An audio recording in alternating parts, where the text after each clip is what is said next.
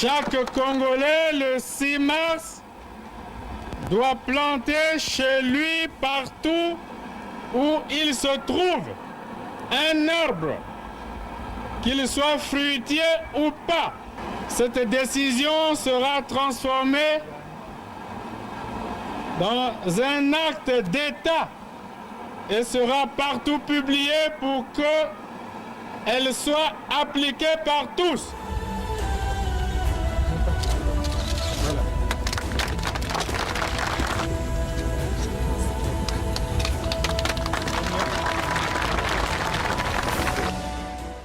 Depuis son institution en 1984 jusqu'à nos jours, la Journée nationale de l'arbre est devenue une tradition républicaine au Congo.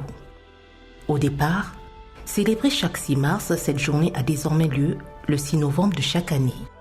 Il y a eu 2 lois. La première loi en 1984, la loi 062 du 11 septembre 1984 qui a été modifiée à cause de la saison parce que ça se faisait au mois de mars.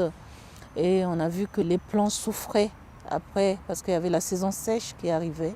Et donc on a modifié cette loi en 1996. Et là, la journée de l'arbre est célébrée le 6 novembre.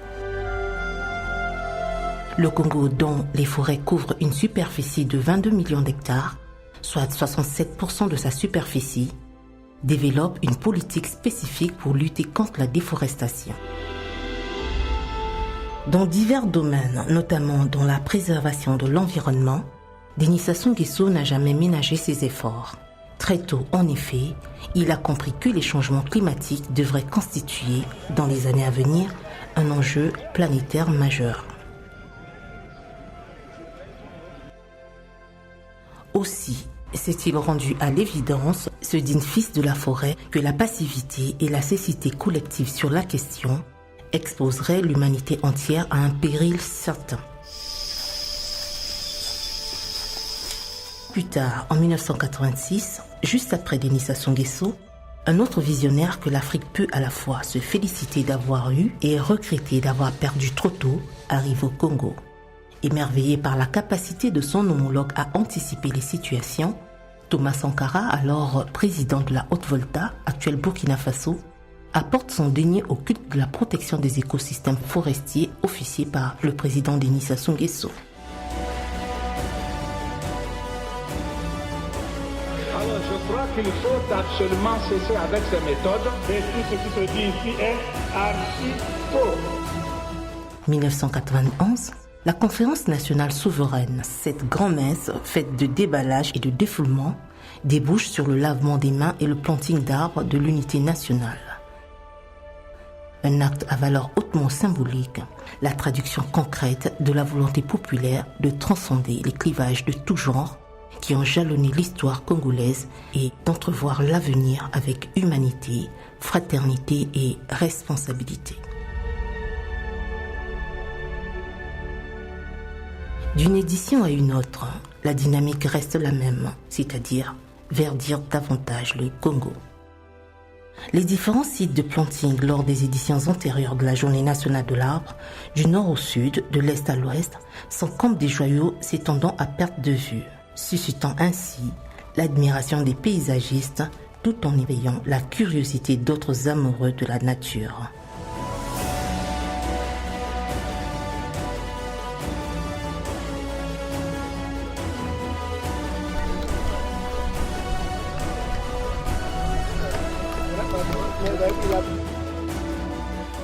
« 2018 et 2019, sur le site Ebami, à quelques kilomètres d'Obuya, sur l'axe Obuya-Bunji, le président de la République, Denis Sassou Nguesso, plantait des espèces d'azobé. Le site du village Olenga, situé en bordure de la route nationale numéro 2, à hauteur du ranch Kila, les espèces valorisées sont notamment l'azobé et le sapin, dont la croissance est bonne. Il s'agit d'un autre site de planting par le président de la République en 2017 et d'autres éditions précédentes.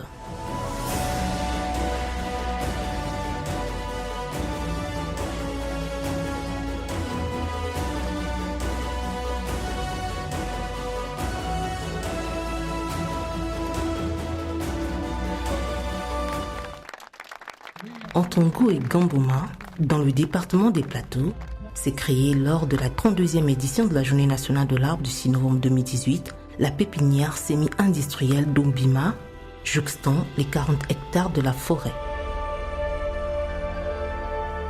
Ici, les espèces privilégiées sont entre autres les eucalyptus, le Citriodora, à base desquels sont produites les huiles essentielles, le wenge, les cacaoyers et les acacias.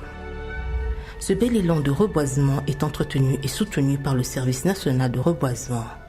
Depuis 1989, un grand travail a été abattu, avec l'appui technique et l'expertise du SNR, dont les missions s'articulent autour de la reconstitution et l'accroissement du patrimoine forestier national.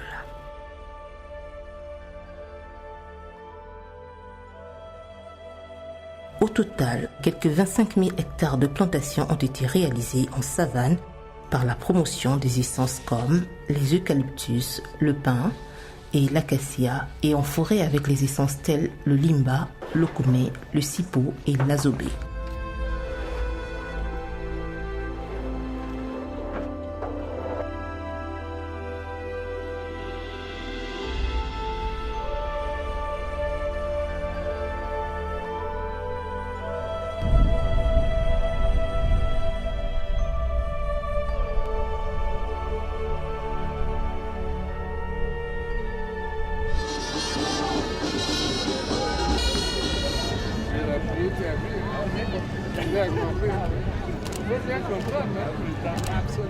PRONAR, Programme national d'afforestation et de reboisement, couvrant la période 2011-2020, s'inscrit dans la même dynamique.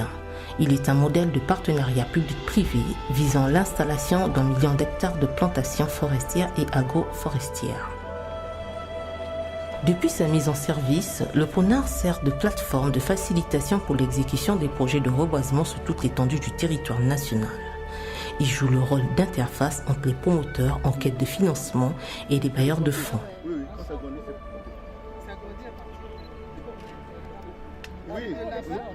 Nous avons un grand projet avec le groupe Total qui veut mettre en place 40 000 hectares sur les plateaux Batiki. Nous serrons les doigts pour que ce projet soit lancé avant la fin de l'année. Sinon, vraiment, début 2021, nous sommes là en pourparlers. Le bail emphytéotique va être signé. Voilà un peu l'avenir de ce programme dont nous avons fait le plaidoyer depuis longtemps. Ça peut paraître lent, mais il faut susciter l'intérêt. Et donc, le PRONAR va continuer son action. Il y a un décret qui crée maintenant le programme. Parce que si c'était juste un programme à durée déterminée, on n'allait pas mettre en place un décret de création de ce PRONAR qui devient une institution de la République. Nos traditions ont toujours su préserver la forêt. Nos ethnies sont gardiennes pour toute éternité. Dixit Denis Sassou Nguesso dans son ouvrage L'Afrique enjeu de la planète. Malgré la multiplication d'efforts et d'initiatives par le gouvernement en vue de la protection des écosystèmes forestiers, certains compatriotes rament à contre-courant, ravageant sans vergogne le couvert végétal à des fins bassement mesquines.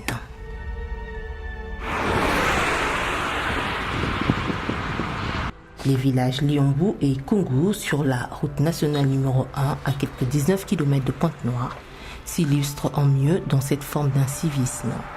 Les collines sur lesquelles s'étaient effectués les plantings d'arbres, notamment d'eucalyptus, sont déboisées. Le butin de cette prédation est destiné à garnir les porte-monnaies des inciviques qui, faisant d'une pierre plusieurs coups, bâtissent des habitations sur les lieux, vendent du bois de chauffe et fabriquent du charbon. Et pour donner un semblant de solennité à cette manœuvre, des pancartes à caractère dissuasif sont érigées.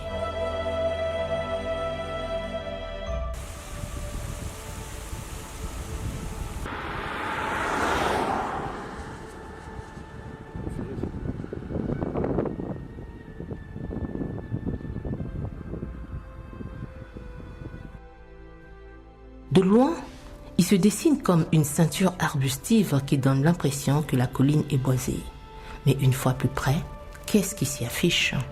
Une grande clairière créée par la main de l'homme, comportement vivement fustigé par le Premier ministre chef du gouvernement Clément Mwamba lors de sa visite de travail dans les départements de Pointe-Noire et du Kwilu au début de l'année 2020. Ce que nous déplorons, c'est de voir les citoyens congolais, au regard d'une politique globale qui veut qu'on développe cette forêt dans le Kwilu depuis plus de pratiquement 30-40 ans. Et que certains citoyens aient des comportements de cette nature. Forcément, nous allons avoir une explication avec tous ces partenaires, y compris les responsables des côtés locaux, pour que ça s'arrête. Ça doit devenir irréversible ce que nous regardons. Ce que nous voyons est totalement inacceptable. À raison d'ailleurs, puisque les glissements de terrain, les ensablements et érosions sont devenus fréquents jusqu'à inspirer la thématique de la 34e édition de la Journée nationale de l'arbre du 6 novembre 2020. Pour les érosions, nous mettons la priorité sur le planting des bambous, le planting du vétiver, une association d'espèces. Et donc, nous voulons faire la sensibilisation pour dire que la couverture végétale est importante pour stabiliser les sols et lutter contre les effets négatifs des érosions. Nous avons malheureusement des sites d'érosion qui sont très prononcés aujourd'hui. Nous avons travaillé avec les mairies de Brazzaville et la mairie de Pointe-Noire et nous avons dit que si nous voulons réussir l'opération, il faut d'abord qu'il y ait des travaux de génie civil qui vont faire de sorte qu'on traite les crevasses et ensuite nous venons pour stabiliser les structures de génie civil qui vont être mises en place.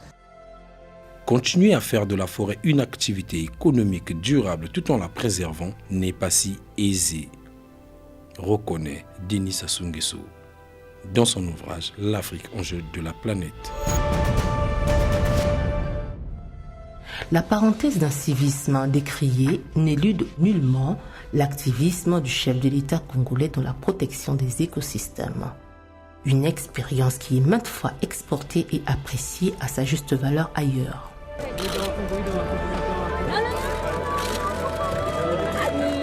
Les différentes COP, conférences des parties des Nations Unies sur les changements climatiques, lui en donnent l'occasion et illustrent en mieux l'intérêt qu'il accorde à cette brûlante problématique. À la COP 25 à Madrid en 2019, Denis Sassou Nguesso, choisi par ses pairs d'Afrique comme le porte-parole du continent à cette conclave, censé évaluer l'accord de Paris de 2015 sur la limitation du réchauffement climatique en dessous de 2 degrés Celsius. Je ne reste pas spectateur de la destruction des forêts de l'Amazonie, mais acteur pour faire que le monde entier profite de ce deuxième poumon de l'humanité que sont les forêts du bassin du Congo. Dois-je le rappeler, les forêts du bassin du Congo, c'est 220 millions d'hectares de forêt. La 25e conférence des parties à la Convention cadre des Nations Unies sur le changement climatique ne doit plus être un sommet de vœux pieux, mais celui des engagements concrets au bénéfice de la lutte contre le changement climatique. De la sorte, le Congo traduit une fois de plus son engagement à préserver durablement ses écosystèmes forestiers, y compris les tourbières et les mangroves, pour la survie de l'humanité. Nous sommes avec 16 États mobilisés autour du bassin du Congo et nous nous sommes dotés d'un instrument financier, le Fonds bleu, en faveur de la préservation de l'environnement et de la lutte contre les changements climatiques. Il nous faut repenser nos modes de vie, quel que soit le continent, en les fondant sur une nouvelle éthique liant qualité de vie, responsabilité et solidarité. Soutien Denis Sassou Nguesso dans ses enceintes internationales. Compte tenu de son expérience avérée, le chef de l'État congolais, en sa qualité de président de la Commission climat du bassin du Congo, a été invité à Niamey au Niger lors du premier sommet des chefs d'État et de gouvernement des pays membres de la Commission climat pour la région du Sahel. Partageant son expérience à cette occasion, Denis Sassou Nguesso a appelé à la mise en place des mécanismes cohérents pour répondre aux défis du climat. Engagés dans le même combat, nos deux commissions ont tout à gagner à mutualiser leurs efforts, notamment à travers un échange bénéfique des expériences. Ainsi, le projet de la Grande Muraille Verte pour le Sahara et le Sahel, porté par l'Union africaine devant l'avancée du désert, tirerait profit du clonage réussi dans les zones sablonneuses du Congo de certaines espèces résistantes d'arbres à croissance rapide. Je mets solennellement cette expérience congolaise de reboisement à la disposition de nos frères du Sahel dans la perspective d'une bande de verdure qui traverse l'Afrique de la côte atlantique du Sénégal au rivage de la mer Rouge à Djibouti. La protection de l'écosystème forestier est une question vitale qui requiert des financements conséquents.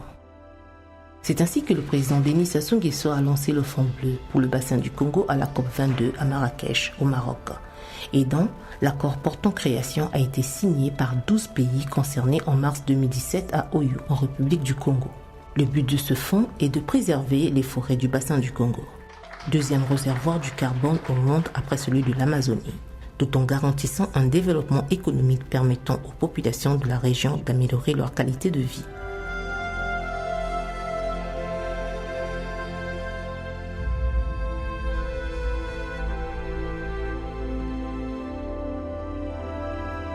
Avril 2018 se tient à Kintélé, dans la périphérie nord de Brazzaville, le sommet des chefs d'État de la Commission climat du bassin du Congo et du Fonds bleu pour le bassin du Congo. Les participants statuent sur l'opérationnalisation du Fonds bleu, son effectivité. En lettres d'or dans les annales de la capitale congolaise figure aussi le sommet des 3 bassins forestiers tropicaux du monde en 2011. À Brazzaville, il a été renouvelé l'appel aux pays pollueurs de s'acquitter de leur engagement financier aidant à la protection des bassins du Congo, de l'Amazonie et du Bornéo-Mékong.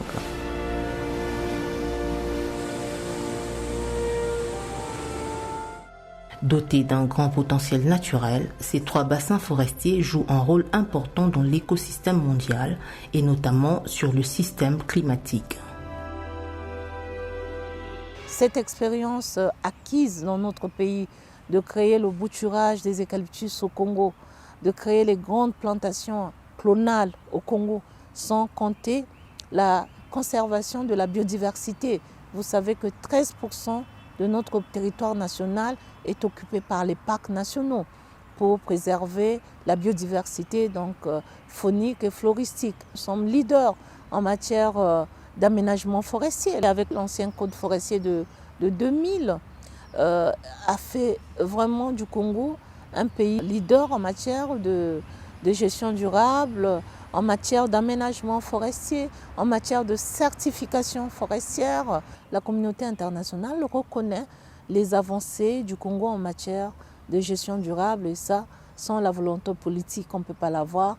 Et nous avons la chance d'avoir un champion donc, qui nous incite à aller vers cette gestion durable, qui nous incite à aller vers les nouvelles lois forestières qui permettent de bien gérer nos écosystèmes forestiers. Aussi bien sur le plan national qu'international, la question de la préservation de l'environnement est extrêmement vitale. C'est une question de vie ou de mort, devrait-on dire. Bien appréhendée sous cet angle, le sujet à lui seul ferait taire les égos et les relents dominateurs pour susciter une mutualisation spontanée des énergies afin de sauver la Terre de l'extinction qui la guette. Nous avons créé une foire au plan depuis 4 ans. La foire au plan permet aux populations donc de venir acquérir un plan ou des plans. La loi sur la journée nationale de l'arbre stipule que tout Congolais doit planter un arbre. Donc ce n'est pas l'affaire seulement du ministère de l'économie forestière. Nous devons tous nous engager à planter et à faire ce devoir civique qui est de planter un arbre le 6 novembre. Et pourquoi pas tout le mois de novembre, plantons et ne nous fatiguons pas à planter.